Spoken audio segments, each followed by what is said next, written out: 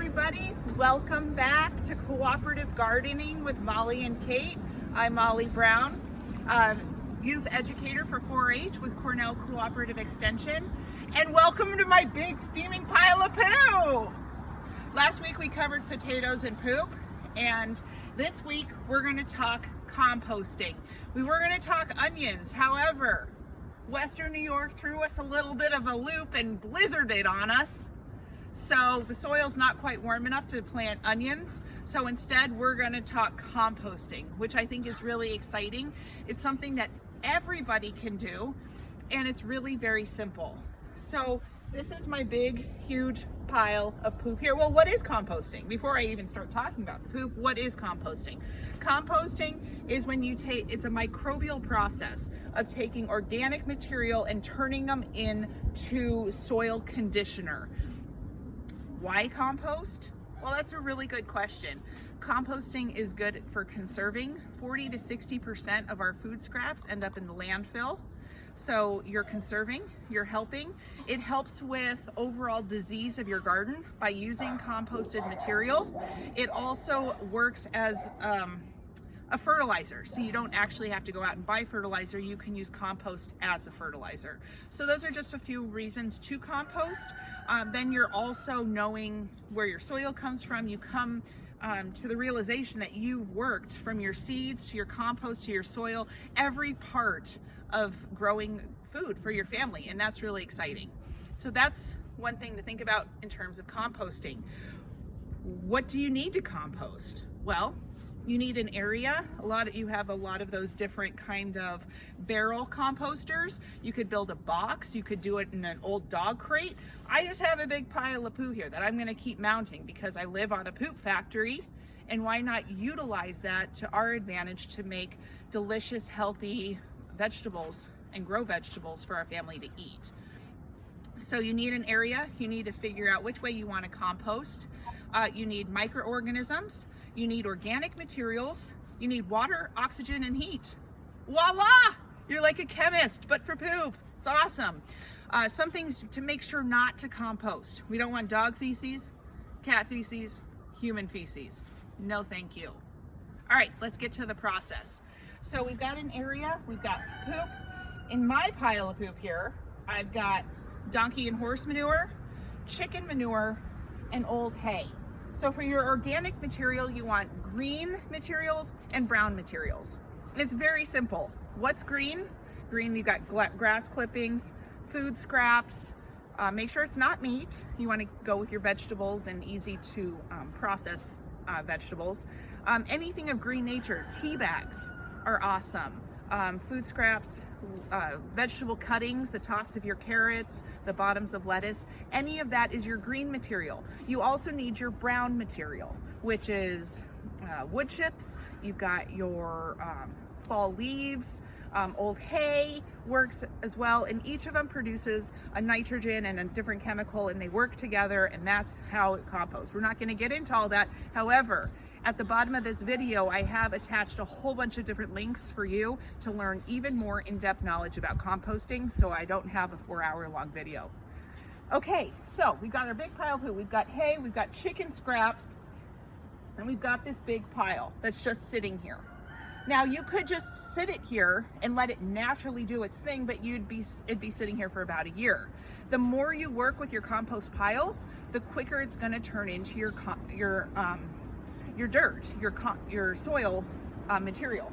And so the more you turn it, the more you give it oxygen, the more you keep stirring it up, the more microorganisms are going to grow and develop and eat and break it down and turn it into gorgeous black gold.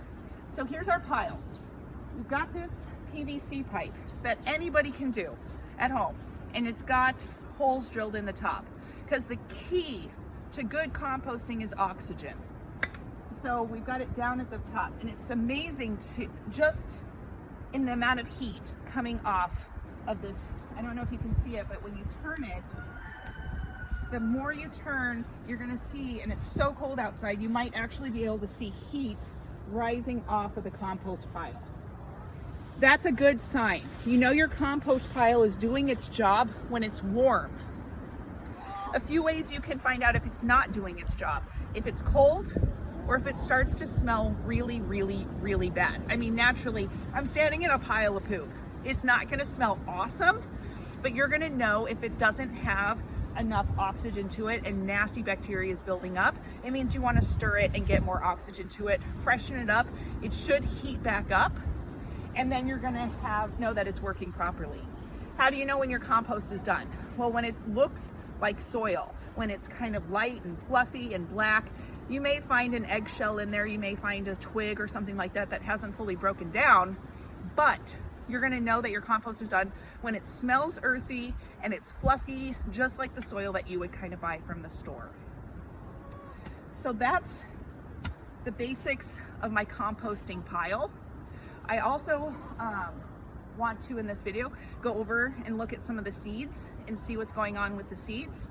I also wanted to throw out there, I'd love it if you guys would send me pictures of your gardens and your seeds and what you've got growing. I'd love to see it, and we can talk about it on Facebook. We also have a new YouTube channel, which is CCE Chautauqua on YouTube, that all the same videos are going to be posted. So if you don't have Facebook, you can check us out on there.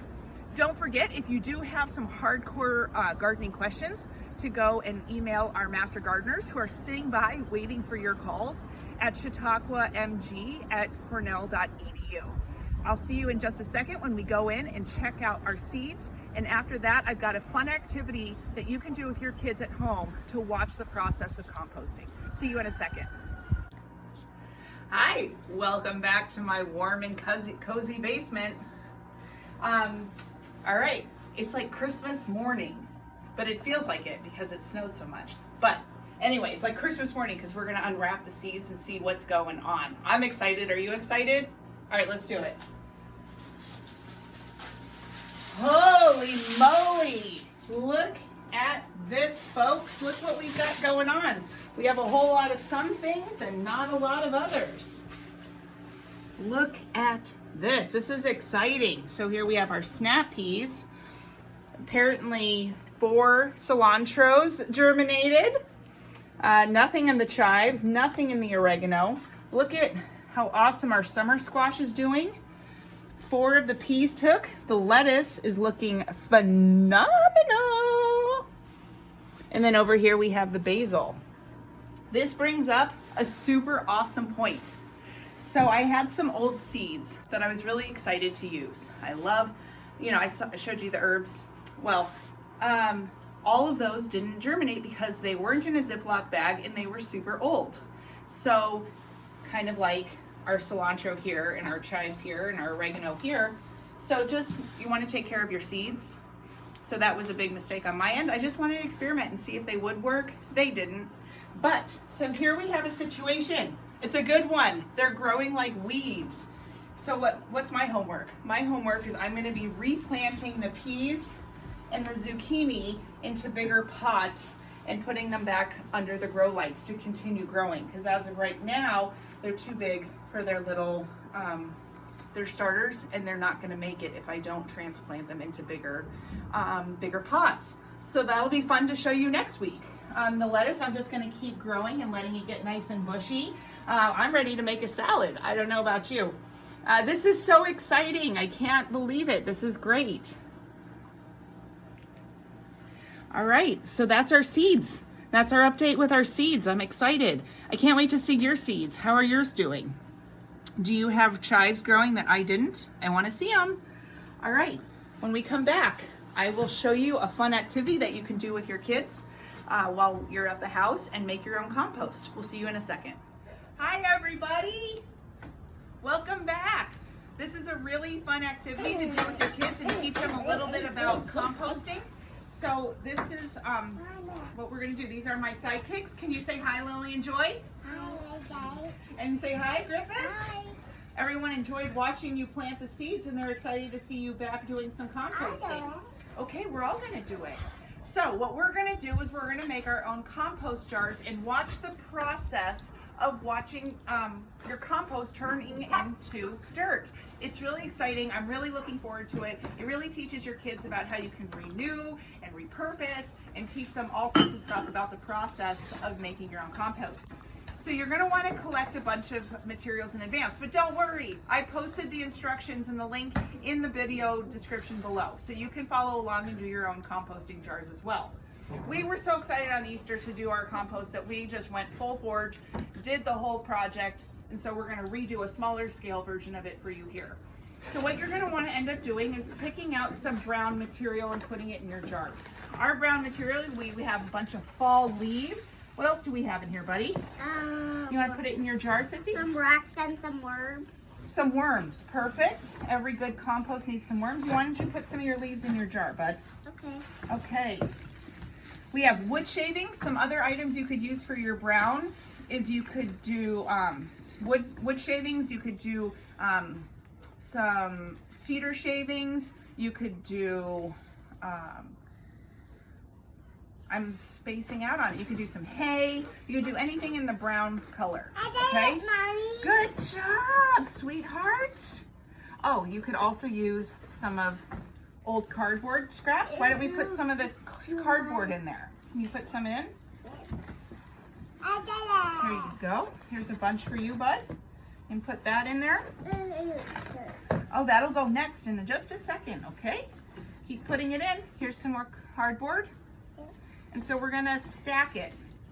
And first step is the brown. Mama, please. Now what we're gonna do is add the next layer of our green material. Green material can be carrots, can be grass shavings. Yeah, you can put that in there. Good job. Here, bud, you wanna pick off this plentiful tray of... Here, let's let him have the other half. Okay, here's carrots. We have coffee grounds. So why don't I'll help you with that. You can pour some. Good job! Put some coffee grounds in yours. And then we'll put some coffee grounds in yours. And then go ahead and put some grass. I got all of it. Okay. And put some grass in yours. And press it down. And then the next step that we're going to do is we're going to add a little bit of peat moss. Peat moss helps with acidity. It helps with getting the right nutrients in there to break it down. Good helping, bud. Awesome. And you're going to want to make sure your peat moss is moistened just to the touch, but not puddling of water. I'm pushing. Okay, go ahead and push it in. Awesome. And then you just continue to layer it up until it's all full. You're gonna let it sit for about 3 weeks and watch how it decomposes and how it breaks down and turns into beautiful black gold. It's really exciting. Griffith, can you tell them, our fans out on the other side of the video, what we have in our jars here? What kind of things did you put in there? Bananas and strawberries. Oh, what else did we put in there? And a grape and some peat moss again too. We sure did do peat moss. We have some bell pepper in here. We have all sorts of fun stuff. It's been sitting in here since Sunday, so that's about 4 days, and so it'll be really excited to. It'll be really excited to check in. You want some more of this? Sure. To watch it break down and see how it changes. So please join us, send us pictures online, and it's a really fun activity to do something with your kids and go around the yard and gather fun things to put into your compost jar. Thanks again for joining us. Molly Brown with Cornell Cooperative Extension, Cooperative Gardening. We'll see you next week.